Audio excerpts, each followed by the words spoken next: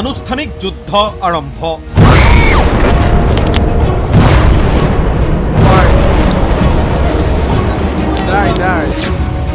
আমেৰিকাৰ পৰা ৰাওনা 30খন যুদ্ধ বিমান। ইজৰাইল আৰু ইৰাণৰ মাজত চলা সংঘৰ্ষত যিকোনো সময়তেই প্ৰৱেশ ঘটিব পাৰে আমেৰিকাৰ। অতি ভয়াৱহ হৈ পৰিছে যুদ্ধ পৰিস্থিতি।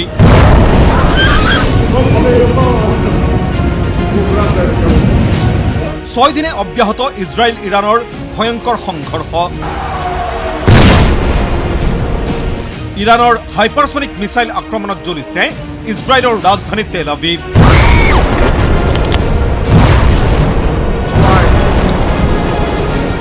বিপৰীতে ইৰাণৰ ৰাজধানী তেহৰানৰ বিভিন্ন প্ৰান্তত বোমা বৰ্ষণ ইজৰাইলী বায়ু সেনাৰ।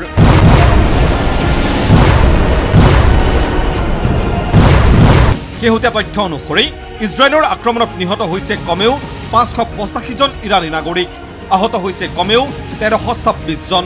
বিপৰীতে কমেও 24 জন ইজৰাইলী নাগৰিকৰ মৃত্যু হৈছে ইৰাণৰ আক্ৰমণত।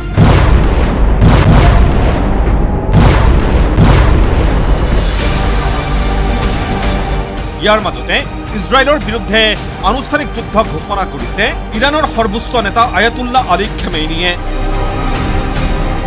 বুধবাৰে পুৱতি নিশা প্ৰায় 3:15 এক্সত দিয়া এই পোষ্টত খেমেইনিয়ে লিখিছে, দ্য বেটল বিগিনছ, অৰ্থাৎ যুদ্ধ আৰম্ভ হৈ গৈছে।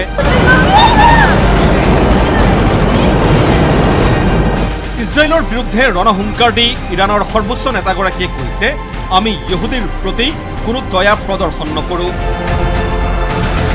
যি সময়ত ইৰাণৰ সৰ্বোচ্চ নেতাগৰাকীয়ে এক্সত পোষ্ট কৰি আছিল, সেই সময়তে ইজৰাইলক লক্ষ্য কৰি ইটোৰ পিছত সিটো মিছাইল এৰিছিল ইৰাণী সেনাই।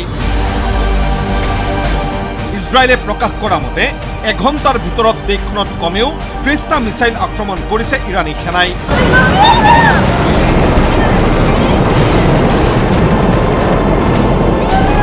ইজৰাইলৰ দুৰ্যোগ প্ৰশমন বিভাগে জনোৱা মতে ইৰাণী মিছাইলৰ আক্ৰমণত দেশখনৰ তটীয়, দক্ষিণ আৰু মধ্য অঞ্চলৰ বিভিন্ন প্ৰান্তত অগ্নিকাণ্ড সংঘটিত হৈছে।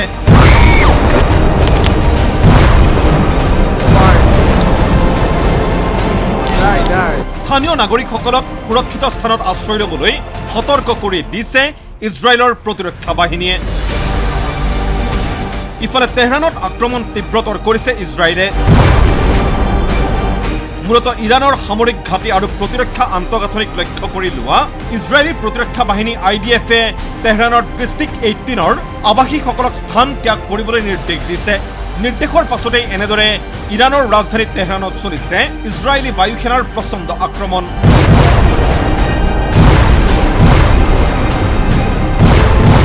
ইয়াৰ মাজতেই প্ৰশ্ন উঠিছে, ইজৰাইল আৰু ইৰাণৰ এই ভয়ংকৰ সংঘৰ্ষত এইবাৰ প্ৰৱেশ কৰিব নেকি আমেৰিকাই?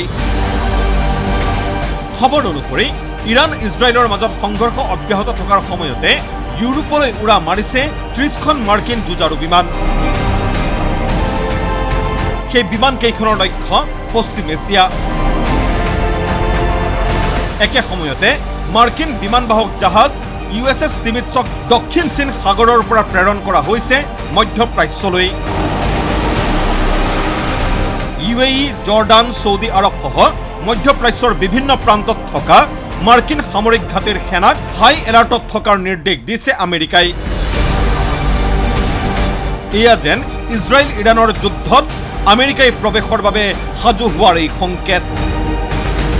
আমেৰিকাৰ এনে তৎপৰতাৰ প্ৰতি লক্ষ্য ৰাখি মধ্যপ্ৰাচ্যৰ মাৰ্কিন সেনাৰ ঘাটিত আক্ৰমণৰ বাবে মিছাইল আৰু অন্য অস্ত্ৰ সম্ভাৰ লৈ ইৰাণো সাজু হোৱাৰ তথ্য প্ৰকাশ পাইছে চোৰাংচোৱাৰ প্ৰতিবেদনত। কাজেই ইজৰাইল ইৰাণৰ সংঘৰ্ষক লৈ ক্ৰমাৎ জটিল হৈ পৰিছে মধ্যপ্ৰাচ্যৰ পৰিস্থিতি। যদি ইৰাণৰ বিৰুদ্ধে যুদ্ধত আমেৰিকাৰ প্ৰৱেশ ঘটে, তেনেহ'লে কি হ'ব চীন ৰাছিয়াৰ স্থিতি? ইৰাণৰ পক্ষলৈ যুদ্ধভূমিত আমেৰিকাৰ সন্মুখত থিয় হ'ব নেকি জিনপিং আৰু পুটিনৰ সেনা? সূত্ৰপাত ঘটিব নেকি আন এখন মহাযুদ্ধৰ? হয়তো পৰৱৰ্তী 2-3টা দিনতে স্পষ্ট হৈ পৰিব সকলো।